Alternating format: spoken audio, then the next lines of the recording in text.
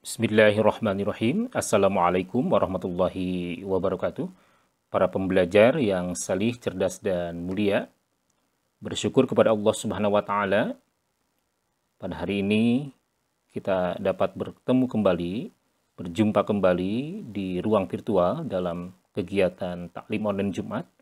Dan tidak terasa pada hari ini kita sudah memasuki pekan ke-8. Semoga Ananda semua diberikan keberkahan ilmu oleh Allah Subhanahu wa Ta'ala, dan tentunya semoga Allah memberikan taufik hidayah untuk mengamalkan ilmu-ilmu yang telah didapatkan. Dan pada pekan ke-8 ini, insya Allah yang akan memberikan materi adalah Al-Ustadz Syarif Hidayat MPD. Beliau akan membawakan tema memaknai hidup. Para pembelajar yang dirahmati Allah Subhanahu wa Ta'ala, di kesempatan yang berbahagia ini pula Bapak mengucapkan selamat menghadapi PAS. Semoga Allah Subhanahu wa Ta'ala memberikan kesehatan lahir batin kepada Ananda, memberikan ketenangan jiwa dan konsentrasi yang tinggi saat sedang belajar dan saat sedang menghadapi ujian, sehingga Ananda diberikan kemampuan dan kekuatan dalam mengerjakan soal ujiannya dan dapat mengikuti ujian dengan sebaik-baiknya. Dan di kesempatan ini juga mari kita berdoa kepada Allah Subhanahu wa Ta'ala, semoga COVID-19 segera diangkat oleh Allah Subhanahu wa Ta'ala, semoga keadaan kembali normal dan kita bisa beraktivitas seperti biasanya. Bapak sangat senang, bahagia membersamai Ananda dalam kegiatan taklim online ini. Kepada Al-Ustadz Syarif Hidayat MPD, kami persilakan untuk menyampaikan tausiahnya.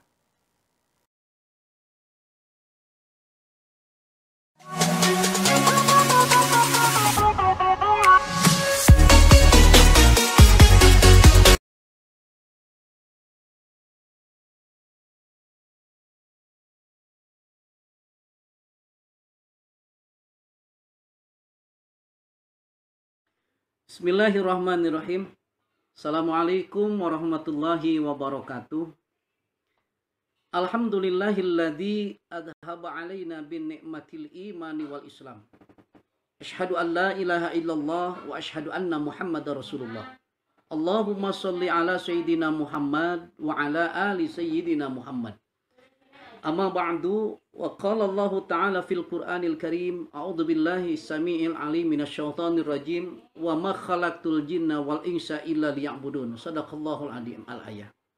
Hadirin wal hadirat, Bapak dan Ibu serta anak-anakku sekalian yang dirahmati Allah Subhanahu wa Ta'ala. Pada kesempatan yang baik dan mulia ini, marilah kita sama-sama panjatkan puja dan puji syukur kehadirat Allah Subhanahu wa Ta'ala, karena pada saat ini kita diberikan kesehatan dan juga diberikan umur yang panjang sehingga bisa melakukan kegiatan aktivitas yang baik dan mulia. Di antaranya kita bisa mengikuti taklim online saat ini. Dan mudah-mudahan kita semua selalu mendapatkan lindungan Allah Subhanahu wa Ta'ala. Salawat beserta salam semoga tercurah kepada baginda kita, baginda Nabi besar Nabiullah Nabi Muhammad sallallahu alaihi wasallam. Hadirin wal hadirat, jamaah rahimakumullah dan anak-anakku sekalian yang berbahagia. Makna atau tema yang akan disampaikan pada kesempatan ini adalah bagaimana makna hidup manusia di dunia. Terkadang menjadi sebuah pertanyaan besar di dalam diri kita, sebenarnya apa dan bagaimana hidup kita ini yang harus dilakukan di dunia ini. Bersandar kepada ayat tadi, Allah Subhanahu wa Ta'ala berfirman dalam Al-Quran surat Az-Zariyat ayat 56. Bismillahirrahmanirrahim. Wa ma khalaqtul jinna wal insa illa liya'budun. Bahwa konsep yang diberikan oleh Allah dalam ayat termaksud, tujuan hidup manusia di dunia ini hanya satu secara garis besar, adalah dituntut untuk selalu beribadah kepada Allah Subhanahu wa Ta'ala. Dari segi makna ibadah ini luas sekali. Artinya, segala kehidupan yang kita lakukan itu didasari dengan niat mendapatkan ridho Allah Subhanahu wa Ta'ala, dengan ucapan dan sikap adalah ibadah kepada Allah Subhanahu wa Ta'ala. Kalaukah kita bertanya dalam diri kita, apa sih tujuan yang harus kita raih dalam kehidupan di dunia ini? Sehingga apa yang dicita-citakan, apa yang diharapkan itu menjadi sebuah keinginan yang terwujud. Dalam hal ini, hadirin wal hadirat rahimakumullah, tentu ada sebuah takdir, ada sebuah ketentuan Allah Subhanahu wa taala yang patut kita imani. Kita mau jadi apa, kita mau memiliki harapan apa dan keinginan apa, itu semua adalah batasan manusia ketika memiliki cita-cita dan harapan. Namun di balik semua itu, Allah lah yang menentukan takdir kita.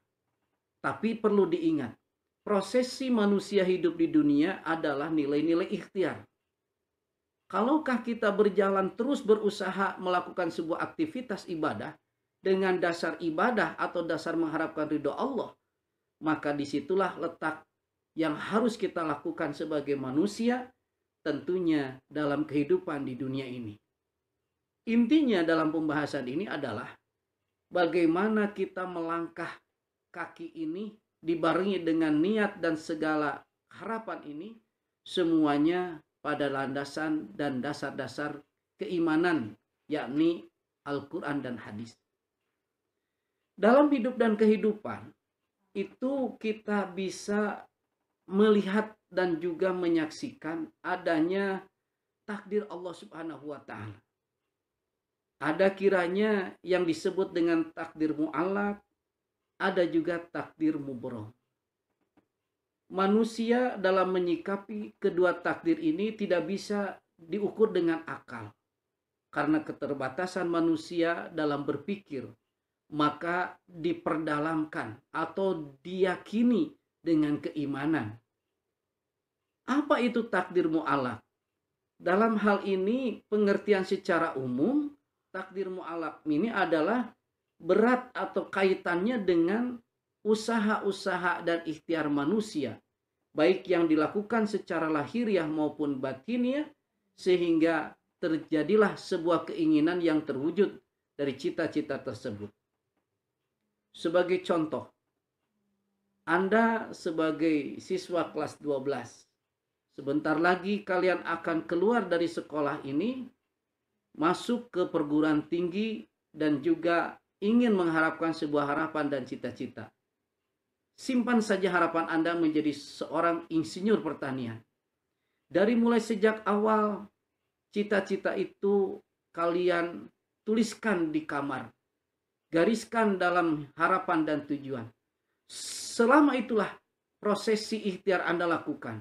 Belajar dengan tekun, beribadah dengan khusyuk, kemudian usaha-usaha yang lain ingin mencapai sebuah keinginan seorang insinyur pertanian. Setelah beres pendidikan yang dikenyang, bereslah menjadi seorang insinyur, maka sampai situlah titik takdir mu'allaq yang kalian telah sampai menjadi seorang insinyur. Tapi tidak sampai di situ. Ada perjalanan terus yang dilakukan oleh kehidupan kita yang menuju kepada takdir yang lain yang disebut dengan takdir mubrom. Apa makna takdir mubrom di sini? Kaitannya dengan takdir mubrom adalah yang ada dalam diri manusia usaha-usahanya, tapi di balik itu tidak sampai manusia untuk merubahnya. Apa di antaranya? Kematian. Hal-hal yang lain yang Allah Subhanahu wa taala takdirkan kepada kita untuk tidak bisa dirubah sebagai batasan manusia. Hadirin wal hadirat, anak-anak sekalian yang berbahagia. Dalam konsep kita memahami hidup ini, ada beberapa hal yang harus kita lakukan. Yang pertama adalah bagaimana kita semangat untuk berusaha dan berikhtiar. Yang kedua adalah bagaimana menanamkan nilai-nilai keikhlasan dalam menjalankan roda kehidupan kita, dalam mengharapnya ridho Allah Subhanahu wa taala. Dan yang ketiga tentunya, mari kita tanamkan dalam diri kita untuk bertawakal kepada Allah Subhanahu wa taala dari hasil usaha kita selama kita berikhtiar dan ikhlas. Insya Allah kalau sudah berjalan seperti itu, Allah Subhanahu wa taala akan selalu menilai, melihat dan mendengarkan semua ikhtiar dan usaha kita, sehingga harapan kita menjadi yang terbaik di hadapan Allah Subhanahu wa taala. Dan perlu kita juga ingatkan bahwa dalam rangka kita berikhtiar harus berpijak kepada aturan dan juga perintah agama berupa Al-Quran dan Sunnah atau hadis. Kalaukah kita sudah berpijak kepada dua hal inilah, maka insya Allah ikhtiar kita, usaha kita, amaliyah kita menjadi amaliyah yang disenangi oleh Allah Subhanahu wa Ta'ala. Yang kedua, dalam ikhtiar dan usaha kita, jangan lupa perkuat dengan keabsahan keilmuannya, sehingga menjadi sebuah amaliyah yang baik dan sempurna tentunya ketika kita melangkah untuk mencari jati diri kita hidup di dunia dengan amaliyah yang dibersamakan atau yang dibarengkan dengan nilai keilmuan. Dan yang terakhir tentunya ikhtiar usaha kita harus dilandaskan dengan mengharapkan ridho Allah Subhanahu wa Ta'ala. Hadirin anak-anakku sekalian rahimakumullah dan juga hadirin wal hadirat yang berbahagia. Jadi kesimpulannya, ketika kita memaknai hidup di dunia, tentunya kita harus tahu dengan adanya tujuan hidup kita adalah ikhtiar kepada Allah, berusaha semaksimal mungkin, tanamkan keikhlasan kita, kemudian tawakallah kepada Allah. Semuanya dilandasi dengan makna makro, yaitu perintah ibadah kepada Allah Subhanahu wa Ta'ala.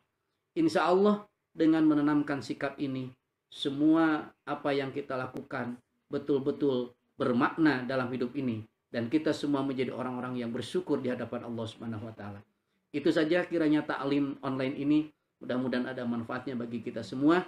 Mohon maaf yang sebesar-besarnya. Rabbana atina fid dunya hasanah wa fil akhirati hasanah wa qina azabannar. Walhamdulillahi rabbil alamin.